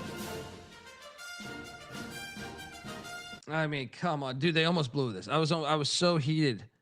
I was so heated for a minute of this game. I was like, I can't believe I'm going to lose my money line play because they punted. Coy Eakin had a gigantic punt return in this game. Arizona State did everything they could to lose this game, and then they came back and won the game with a great fourth down conversion to Jordan Tyson, who had 10 catches for 105 yards and a touchdown. I was all over this one. So, and shout out to that douchebag in the chat that always comes in there. I always forget his name because I don't need to remember it. But he's like, hey, these guys just fade Texas Tech every week. I've been watching fucking college football my whole life. Sun Devil Stadium is a hard place to win. Yeah. Especially if you're not used to playing there, which Texas Tech is not. This was an easy fucking play. Yeah. Yep. Arizona State was the better team. I mean, you look at the yardage, 400. I mean, Tech didn't even have 300 yards of offense. That almost was a complete steal of a win for Texas Tech. Yeah. Like unbelievable. Yeah, I mean, Tech wasn't going undefeated. Everybody was acting like this was like the greatest team ever. Like I know that we joke about that they were killing teams, but eventually you've watched Texas Tech enough over the years that they were going to fuck it up. So and Jason in the chat, Baron Morton has never played more than 3 games in a row. Yeah, I don't. That's part of the handicap is that this guy's not going to fucking play. You know what I mean? Like he is the most pussy quarterback I've ever seen in my fucking life. You know what I mean? Like the guy gets injured when the wind blows. Yeah. So, yeah, I mean, that's part of the handicap is you just know he's not going to make it through the fucking games. I mean, he left the Utah game. The Utah game. I don't even know what he injured in that game. He's like a more fragile version of Cam Rising. And I'll make a counterpoint. If Morton had finished the Utah game, Utah might have won. Hammond played out of his mind in that Utah game. Oh, Utah would have won if Morton stayed in that game. Yeah, because he would have turned it over. Yeah. And then Hammond was unbelievable that day. But yeah, the Big 12 wasn't going to go chalk all year. Come on, this is the Big 12. Arizona State had 400 yards of offense to 276. Texas Tech had 276. Yeah. All right, this was a dominating win. Don't get this shit twisted. They dominated this game. Arizona State did. Big 12 is going to be a fun race here, man. Yeah. I mean, both teams are 3-1, and I mean, who's Arizona State's got the big one, and then who's Tech got next? Oklahoma State. Then they still got to go to K-State. They should win their final 5. The K-State game is losable though. But yeah. They could probably drop one. Yeah. Next up, we had Mississippi State. I ended up throwing some money on Florida. Bad play. God, it wasn't a large wager. I sprinkled on the money line, and they almost fucking stole this game. Yeah. Napier, they're still talking he might get fired this week. Florida at 3-4 now before the cocktail party. I don't think Florida's very good. I don't think Florida's very good. Oh, they're gonna fire him. I mean, it's just a matter of when. I think it's this week though. Probably this week because they want the 1-game bump to beat Georgia. Yeah. He gets fired after a win. Gotta love college football. Next up, I locked this thing up. Southern Miss minus 3.5, 22-10 win. We also cash our over 4.5 wins for Southern Miss. That was our number 1 lock preseason win total wise.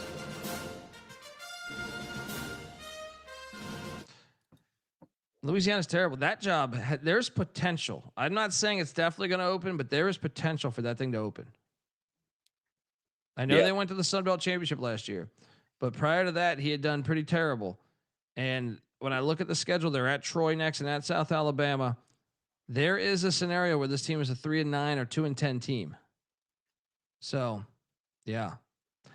And Southern Miss looking good for us, dude. Looking good for us. Next up, this was my worst play score-wise. Good Lord. Yeah, bad play. Oregon got us. I didn't take it on the money line. I took it with 17.5. I was like, I think this is a sleepy spot. No, this shit was, dude, this was over like 5 minutes. I turned this off the TVs. I was like, this shit was what? Like, I feel like 28-3 in 10 minutes into this game. I felt like 15 minutes into this game. I was like, okay, that one's not going to work out. So much for my time zone thing. Or it's just that Rutgers is fucking terrible. Shout out to Oregon. They came very prepared. It was not as sleepy as I thought it was going to be. So very bad play by me. Next up, we have this game was ridiculous, dude. What? Dude, credit to Wazoo, man. Like Wazoo should have won this. Dude, did you see the end of this game by chance? I did. Virginia's crazy steal of a game here. Oh my God, folks! If you did not watch this game, Washington State. You know how you have two returners back. Mm-hmm. They're opposing. So the guy who caught the ball. So Virginia scores to tie it up. Washington State was up the whole game, and on the opposing kickoff, the other returner calls a fair catch for the returner who did not signal that. So they got the ball at the half-yard line. Hilarious. Right? Which led to a safety and Virginia winning the game. I mean, Virginia's got the magic this year, man. If you're a Washington State fan, this one, between last week and this week, I'm so impressed with their team. And I think that coach has got them playing fucking great ball. I know. It's a shame that they're this bad. Like that's a painful. That is in my opinion, this is the most painful loss for a fan base this weekend, because it's just self-inflicted. Like this. I am curious. Wazoo though is one that I am buying stock in, where I think the coach. Remember, we see this towards November. This team is fighting hard for them, and I think they're actually going to be good long term with him as their coach. Toledo coming to him this weekend. That's a tricky game, but I would take them to beat Toledo. Yeah, I mean they went toe to toe with Ole Miss and Virginia back-to-back weeks. Lost 2 games on the road by a combined 5 points. They need 3 wins to make a bowl. So Toledo, Oregon State twice, La Tech. They should win 7 games. They'll probably lose at JMU, but man. This one stung. If you're a Wazoo fan, this one you're drinking after this. Yeah. That's oh man, Go Beavs had them on the money line. That's brutal. That's brutal, man. That's a brutal way to lose a game. Next up we have Georgia State, Georgia Southern. I ended up betting this one. Georgia Southern got it done for me. Clay Helton's going to do just enough to save his job, even though they should fire him. Didn't they fire their coach for winning 8 games? Yeah, it's ridiculous.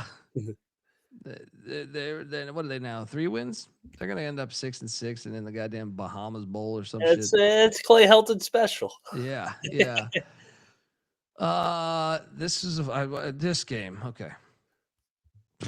This team is a fraud. This team is not good. Yes, we did lock Kentucky, but we also sprinkled the money line. And let me tell you, it should have hit. Oh my God. Let me tell you. Texas had one first. I think they got another first down with garbage. They had for the longest amount of time. I think they only got 2 first downs in the second half, right? 2 fucking first downs in the second half. Look at the yardage. No, this game, Stoops, in my opinion, you should be fired for this game. This game was ridiculous. Absolutely, Kentucky was the better fucking team. You keep punting to Texas's punt returner, who's nasty. I'm drawing a blank on his name right now. Their punt returner is nasty. He had the touchdown against Oklahoma. They basically lost this game because they kept punting to this fucking guy. Niblett. But they also Niblett. Yeah. Oh my God. Ryan Niblett, yeah. It's just football 101. I'm like, why are you punting to him? Why are you punting to him? You should have won this game 13-10. You fucking morons. And also think outside the box. Texas's biggest advantage is on the line of scrimmage. I tend to think when you have a 1st and goal from the 2 in overtime, try a little bit going outside. Like, I agree, you running the ball is probably the play to do with the quarterback. But they just try to go smash mouth. It was so predictable.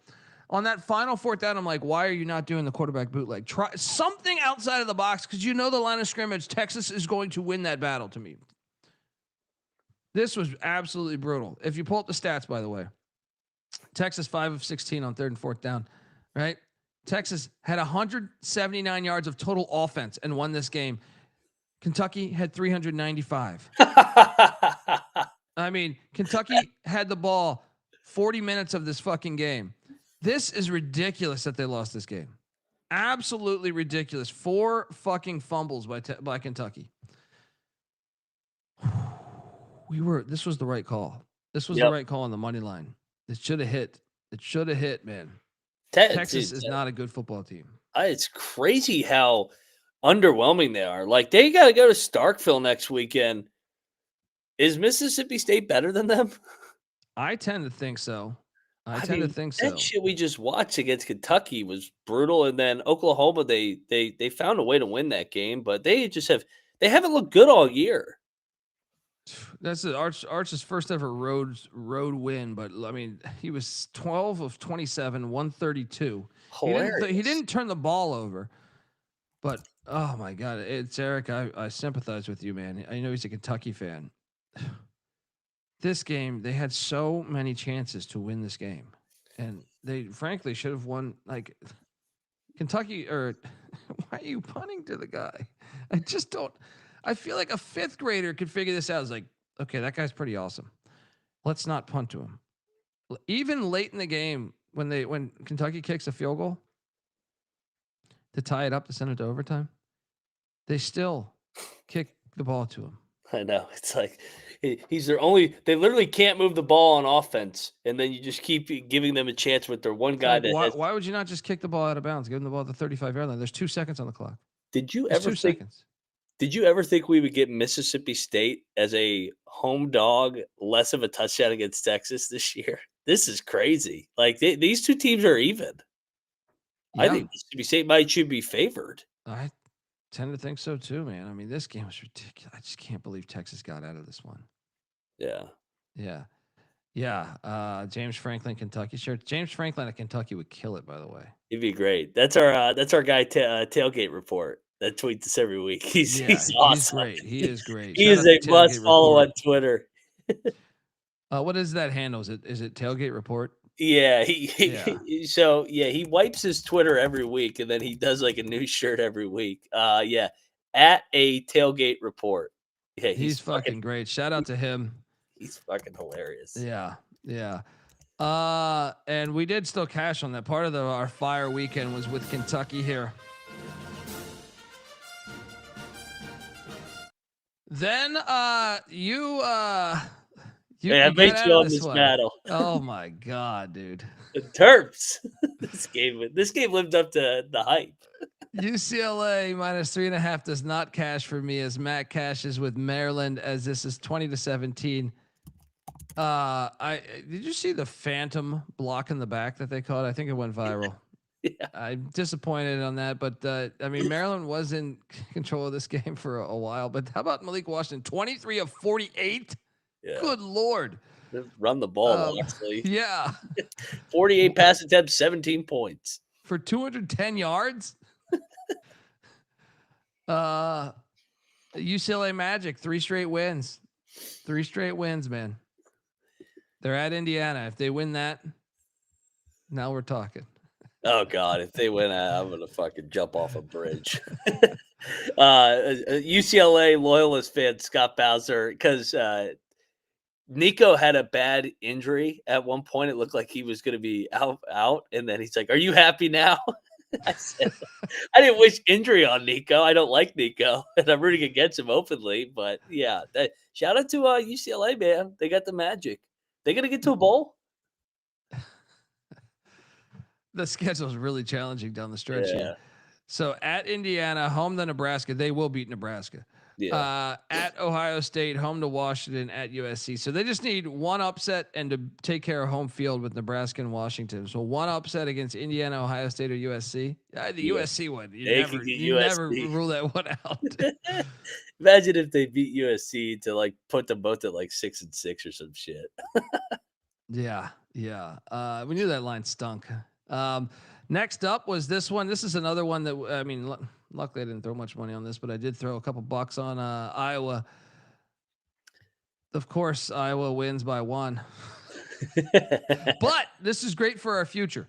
Yep. This is actually like they survived in a tricky game. Even I was talking to our Iowa fan at the Duke game yesterday, and he was terrified of this game.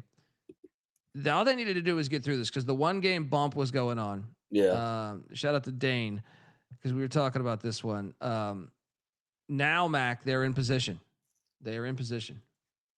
They're really in position to make the playoffs. Like they're in a good spot now. Obviously, they have some tough games still ahead of them. They're home to Minnesota next week. That game will be I think they should win it, but I also think it's a 17-14 type of game. Home to Oregon. I think they're in a spot to beat Oregon. I mean, Oregon's obviously looked great, but I think that's the one they need to get. At USC, I fully expect them to lose, right? Yep. Home to Michigan State, and it sets up the at Nebraska game as a potential spot for them if they win to perhaps make the playoffs, you know? Yep. I mean, if their 3 losses are at Iowa State by 3, Indiana by 5, and then if it's a competitive game at USC, with the win over Oregon, I think that would put them and give them a shot to make the playoff. Yeah. The only thing that's working against them, it's Iowa. So this fucking bullshit rig committee is going to do everything they can to keep Iowa out because they don't like their brand of football. Yeah, but they're in the Big Ten. I mean, but they should be. They should be. You're right, though. I get your point. Yeah. All right. Next up, we got Hawaii. And shout out to Timmy Chang and company. Bowling. Dude, not only bowling, have you looked at their schedule? I'm pulling it up as we speak. They only have 1 loss, and I actually think they might be in a spot to be.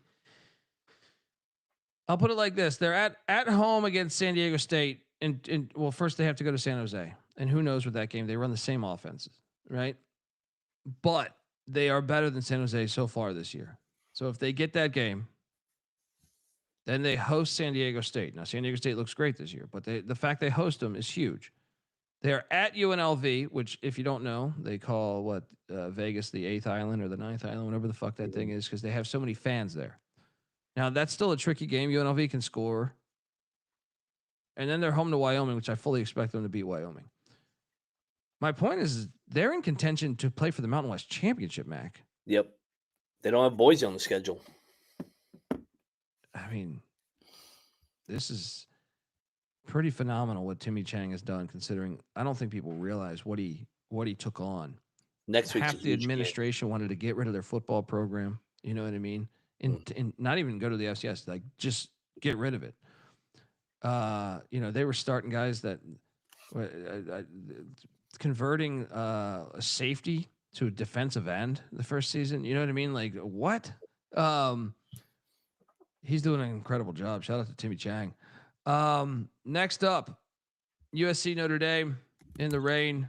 And I want to highlight, I often say a lot on the show, the kick return is the greatest play in the sport, the real kick return. That's why the NFL sucks, in my opinion. One of the reasons why they suck is the kick return. You can't get rid of the kick return. It's the greatest play in the sport. It's the greatest momentum shift in the sport that you can see. And there's nothing better than seeing the best athletes with the ball in their hand with a chance to basically flip the entire script of the game. And that's exactly what happened in this game. USC had just gone on a big time drive, to cut this game to 27-24, and it looked like they're in position to potentially win, or we're gonna have a game. In the final couple minutes, USC had kind of stolen all the momentum, and then they kicked the ball off to Price, their running back. What is it again? Janarian Price, is it? And he took the ball back 100 yards in the rain, and it was awesome. It was everything. It just was so defeating. You could see USC lost on that play. Yep. You see Lincoln Riley, you see them, and you're just like, you could see they lost the game on that fucking play. That's why it's the greatest play in the fucking sport. That's why you should never get rid of that play. Shout out to Notre Dame. They look really fucking good too. And USC can't win in cold weather. And what was that wide receiver reverse pass? Or the guy dropped? Oh my God, the fumble! Yeah. Like, what was that? Yeah. So what? I mean, USC, they're 5-2, but they're gonna have to win at Oregon and avoid disaster against Nebraska or UCLA or Iowa. Yeah. They're counterfeit, man. They just, any team that they play that's got a little bit of shit to them that not in the Coliseum they lose to. Notre Dame's going to win out, go to the playoff. Well, here's what's tricky though: is it like you said, if Michigan's sitting there at 9-3, and USC is 9-3, tiebreaker. Yeah, USC is going to get in or should get in before them. I don't know if they would do that, but we'll see. Hilarious. Shout out to Notre Dame though. Notre Dame is. I'm pretty convinced they're in the playoffs, right? They're going to go 10-2. Maybe Pitt. Pitt could be sneaky for Notre Dame. Yeah. They play at Pitt on November 15th. Stanford. Hey, you never know. We've seen them before. Please, Stanford. Beat them the last year and then Who are Notre Dame's big wins? That's what's going against them. But Boise probably would be the Boise, best I think, will win the Mountain West. Yeah. After that, they have nothing though. USC and Boise. That's going to be the debate. I actually think Pitt is still. You close your ears, Mac. Pitt is sitting there at 5-2, and Pitt has a chance to make the ACC championship right now. What they do in the brawl this year. So imagine if they go to the playoff and they had a loss to West Virginia. Yeah, that would be fucking hilarious. Next up, this game, it took a while to get open, but it did. South Florida 48, FAU 13. Shout out to all the people that sold out Raymond James for the first time in forever. It's tough when your campus is like 45 minutes away or whatever.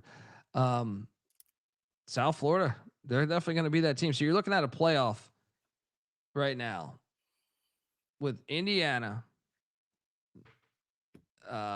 Vanderbilt. Like if the season ended today, I saw where is this? I saw shout out to Dan Wetzel.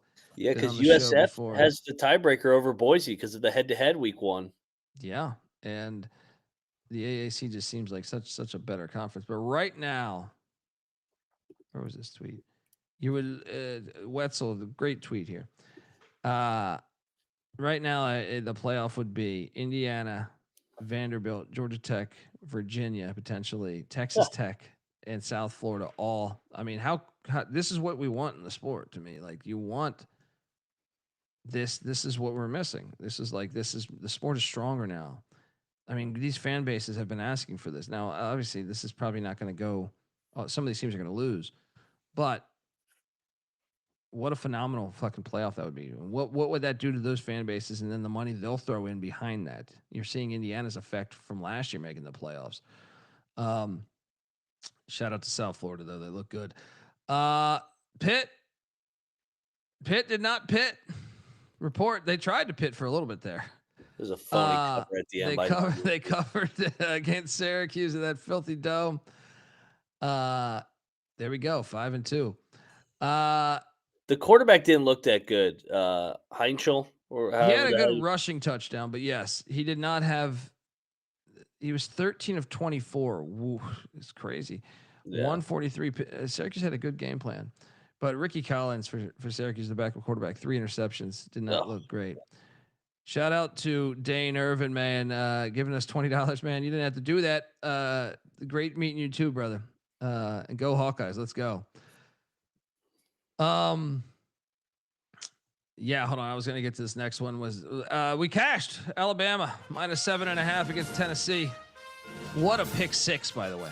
Oh. What a gigantic pick six.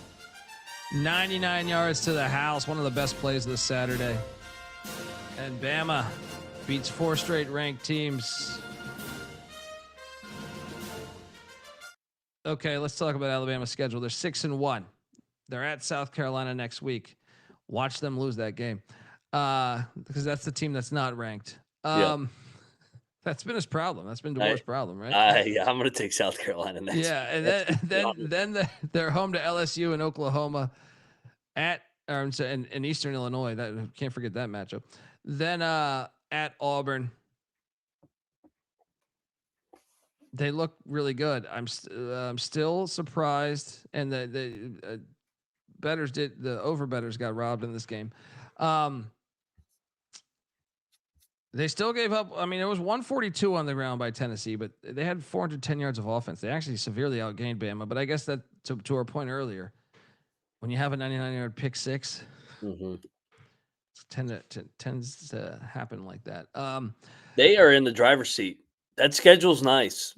And they don't have a loss yet in the SEC because they lost to Florida State. And so DeBoer, they wanted him fired, and he's found a way to. There's still a path for them to like. There's still they look really good, right? But I just can't get there yet. I mean, I took them to win the national championship. I have my concerns about the run defense. Me too.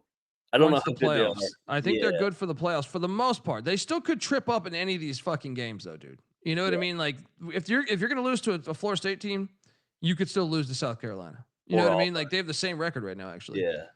Right? They could lose at Auburn. That game always definitely could lose to Auburn. And then I'm assuming they're going to play A&M in the SEC Championship.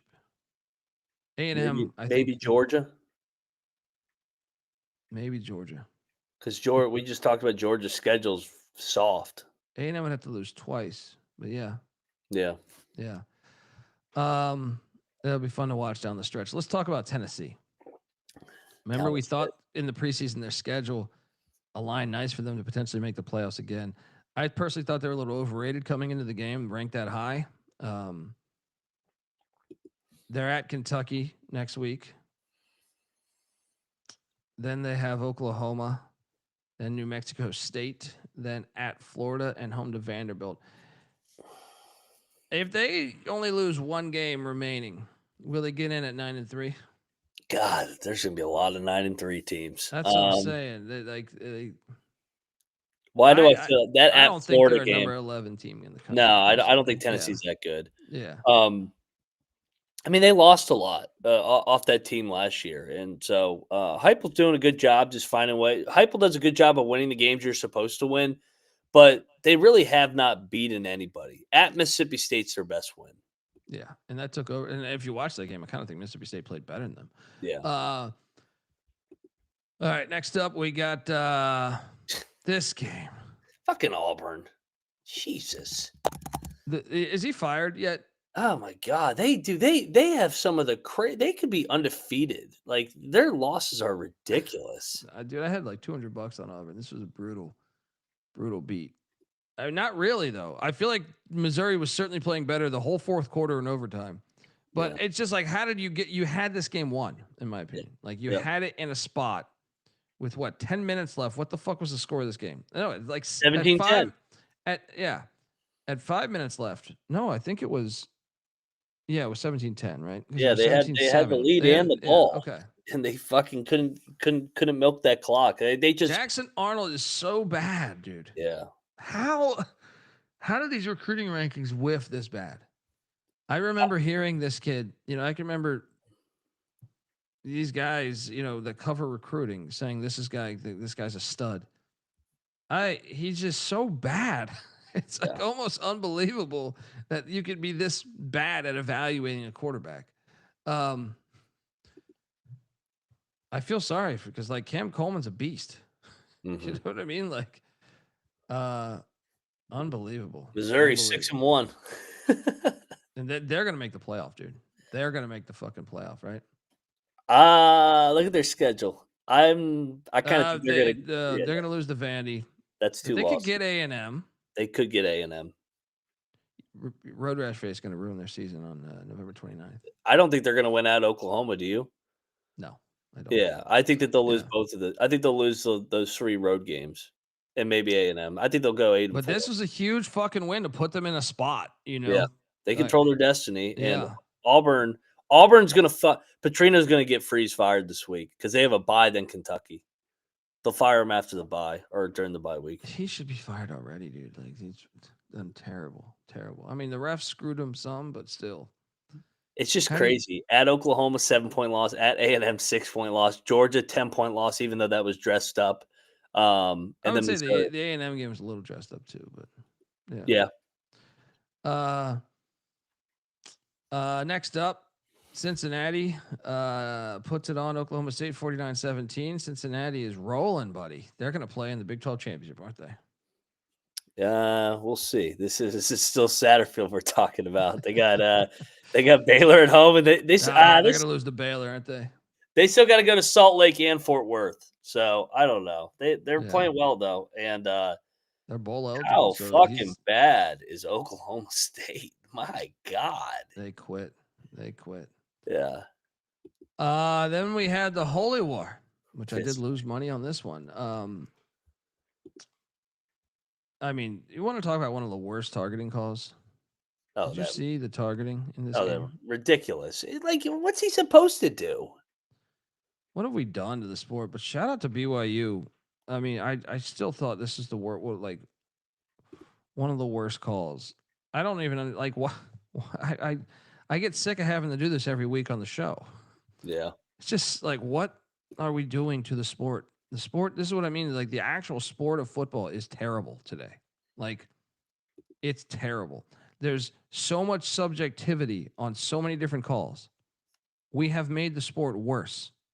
There's too much subjectivity on this. I don't even know, like whatever the Utah defender did, I feel like you can call that every play.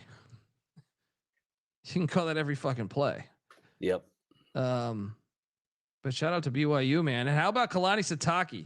No Rhett Lashlee, no problem. Buddy, I'm all over Iowa State this weekend, FYI. But oh yeah. Let's get that out of the way. Get your bets in right now. Iowa State money line. But I mean, Sitake's a really good coach. Yeah. They 3 straight over Utah. I kind of think BYU's gonna stumble down the stretch here. They have some hard ass road games coming up. They got to go to Ames and Lubbock and Cincinnati, but dude, they just find ways to win these games. Like Jay Hill's a great defensive coordinator. He should be a head coach, by the way. He was at Weber State in the FCS, did a very good job. Shout out to the fan storming. But Utah's not going to get to the Big 12 title game. That's their second loss. Probably not. I mean, you still could, but Jay Hill, who the fuck is going to hire a coach in Oregon State should be interviewing Jay Hill. Yep. Oregon State should be interviewing him. I'm trying to think if Wyoming fires Salvell. I don't know that they will because he was good at Weber. He was great at Weber.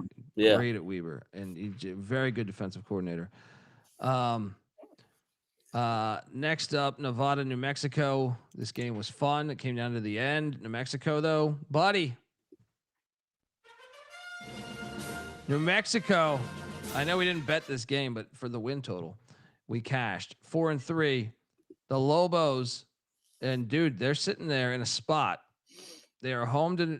They are hosting Utah State next week in the Mendenhall battle. This game's gonna be chippy. Then they're at UNLV, home to Colorado State, at Air Force, home to San Diego State. So it's still tricky, but I think they're going to get to a bowl. I think they're going bowl, or they're going bowl. They're going bowling. Yeah, Choate. It's been a tough year for Choate, man. Oh, dude, they've been chippy in those two. The at Fresno and at New Mexico. They could have had either. Is there a chance that opens up too? They got to give him a third year, right? They got to give him a third year. I mean, Nevada was horrible when he got there. So, yeah, I mean, it's been tough sledding. I'll be all over Nevada against Boise though. Yeah, That's a personal game for him. Yeah, for Choate. Yeah. Well, I wonder where that line will be. Next up, we got Lafayette, Oregon State. This game was hilarious because Lafayette was actually giving them hell early on. At halftime, Lafayette was up 13-10. Oregon State scores 35 unanswered in the second half to win 45-13 against these Leopards. Okay. If you had Lafayette first half money line, you are the lucky winner. Yeah. All right, we can go to the next slide because the next slide we're going to talk about for a while. The final slide, the final game. If you've subscribed to us over the years, I think we've been pretty fire, but we get a lot of hate sometimes, which, of course, when you do something right in life, you're going to get hate. But I just want to remind people that we had on the money line Kentucky, which should have hit. We had Louisville. We had Minnesota. We had Central Michigan. We had fucking UAB first half money line. In the contest, too. Yeah.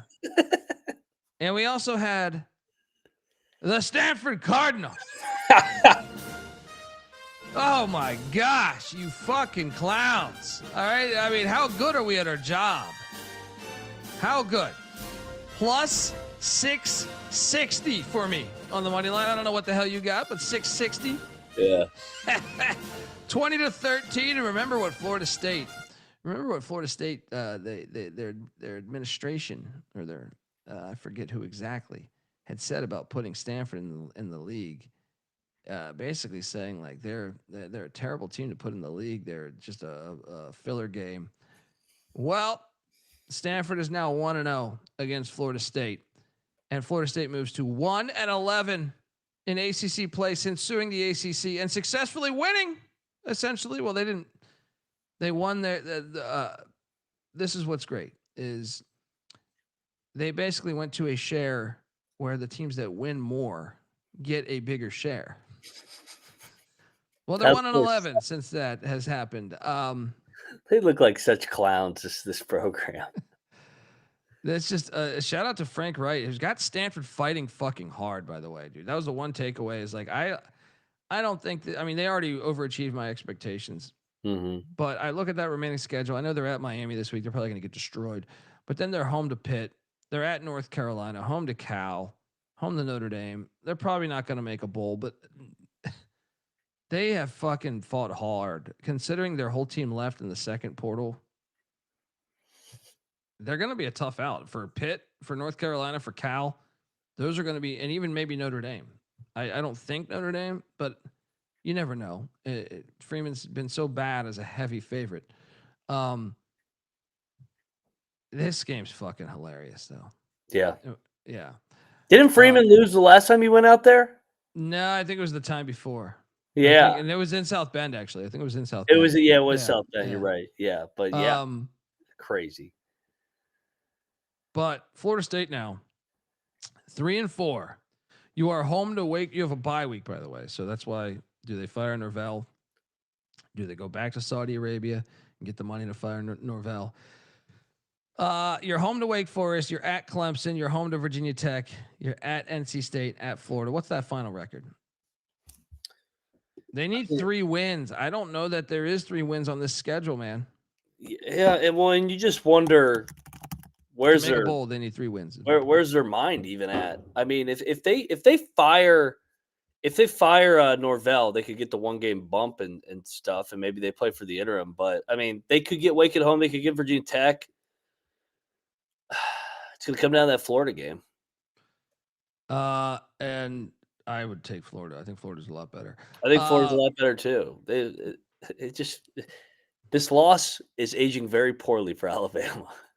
Yeah. And dude, I was listening to a fucking show the other day that said, don't bring up that Alabama loss. It's not a bad loss. It was week 1. Well, what the fuck's the point of the whole season?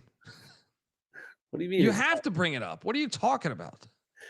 Who said that? Was it a national media? Yes. Oh, yeah. I mean, and by the way, Thomas Castellanos with a all-time abrupt slide here. When he ran 30 yards down the field, and the safety plays football because I'm telling you, get the abrupt slide out of football. The most dangerous fucking play in the sport. I love how we even have targeting, but the most dangerous, like we have this rule for player safety, but the biggest threat to player safety is the abrupt slide. So we're ignoring the most obvious play. We've seen multiple quarterbacks knocked out for weeks on the abrupt slide. Cam Fancher, UCF, Dylan Gabriel when he was at Oklahoma, right? I can do a fucking seminar on this. It is by far the most dangerous play in the sport. If they really cared about player safety, you would make that play illegal. You would make that fucking play illegal. Make the quarterback slide illegal. At that point, by the way, he's like 30 yards down the field. He is a runner. He's the same as a running back. So at that point, you have to teach, and it's on Mike Norvell and Malzahn too, because these coaches they use it to their advantage, but they should be teaching it for their fucking player safety. Because if you want to really talk about CTE, this is the easiest way to get fucking CTE, because you get smashed by the defender because the defender can't respond that quick. And then your head goes straight back into the fucking turf. Most stadiums don't even have fucking grass anymore. So you're going right back into hard turf. This is by far the dumbest fucking shit in the sport. And that player, the fact they threw him out of the game is disgusting. It's ridiculous. Disgusting. Yeah. It's ridiculous. You're absolutely right. It's like he's already going to hit him. What do you want him to do? Oh, here, have another 5 yards. Like, come on, man. It's fucking football. Yeah. Absolutely ridiculous. Yeah. It's that NFL shit. Yeah. Yeah. It's ridiculous. I completely disagree, FB Gotti. The game is too fast, especially Castellanos, who's like fast as fuck. If you think that's on the defender, what is he supposed to do? Yeah. I hate anyone that shows a freeze frame of when the defender committed, because you can't. That is ridiculous in its own right. The game is so much quicker, especially Castellanos, who's like a fucking wide receiver the way he runs. You know what I mean? Like, this isn't fucking your statue quarterback trying to run the ball where like, okay, he's running really slow. But I just think the whole rule. I think it's the easily, without question. I had the Sebastian, the doctor, on. He agreed on the offseason, right? Shout out to Sebastian. But he was saying the same thing. He was like, "This is by far the most dangerous play," and they don't care about it. They don't care about it. So, yeah. Anyway, Stanford though, hilarious. Another double-digit money line. Shout out to whoever, I forget who tweeted. Somebody parlayed UAB first half money line with Stanford first half money line, 32-1. Beautiful, unbelievable right there. All right, we got a great week of action coming this week. Tonight we'll be back college basketball wise with our Mountain West basketball preview. I am heading to Vegas this week for Mountain West Media Days. Which will make our recording schedule might be tricky, but we're going to try to get to stay on exactly what it was every other week of the season. But before we get out of here, Matt, game balls, where are you going? Game ball 1. Vanderbilt. I mean, that was a national media or national stage. They met the moment, and they're right there to fucking get to the playoff. Pavia, baby. Gotta love it. That's a good first game ball. With me, I will go to, let's go. I'm going to go BYU. Yeah. I know that targeting was absolute horseshit and really benefited, BYU in that game, but still to lose your quarterback for getting pussy right before the season, and then throwing in a freshman. I don't think a lot of people thought they would be 7-0, including myself. So shout out game ball to BYU winning the Holy War. Louisville for my next game ball. Jeff Brohm and company go to Miami, dominate that game, start to finish. Let's go. Yeah. I mean, that's certainly worthy of a game ball.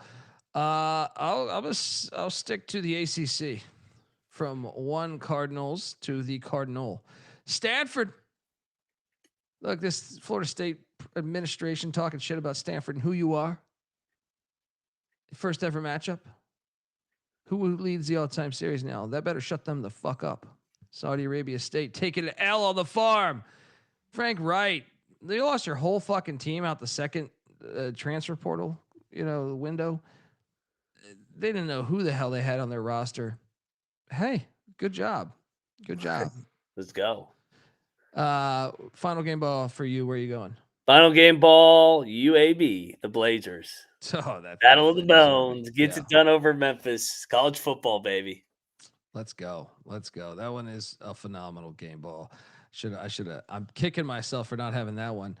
I will go to the likes of let's go with I'm gonna give a game ball to Marshall. I like it. This what in similar vein, probably even worse vein than Stanford. Marshall's entire team leaves. Well, they kind of responsible for that, for not extending Huff.